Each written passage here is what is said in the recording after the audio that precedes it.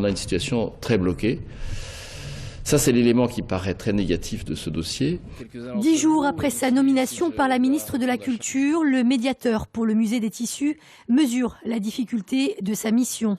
Sa mission, justement, est de sauver ce musée en réglant en priorité, selon lui, la question de sa gouvernance. La gestion de ce musée par la Chambre de commerce comme un service intégré a une conséquence qu'on ne voit pas dans d'autres musées, c'est que ceux qui s'en occupent sont seuls.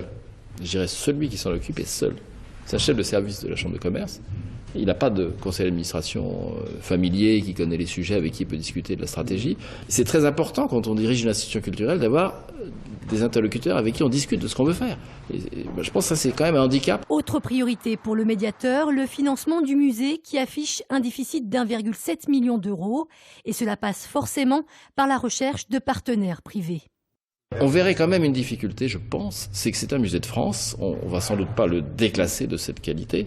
Il a ça depuis 2003. Et un musée de France, c'est quand même pas mal de contraintes. Les collections sont inaliénables, il y a un certain nombre de choses, des obligations de... Enfin, c'est ce qui fait que le musée des Tissus est ce qu'il est aujourd'hui. Il y a une richesse scientifique, culturelle énorme. C'est pas une affaire qui, en soi, dans quelques conditions qu'on l'imagine, sera de toutes les façons rentable par une gestion purement privée. Tant de pistes de réflexion sur lesquelles travaille le médiateur qui livrera un premier avis à la mi-juin.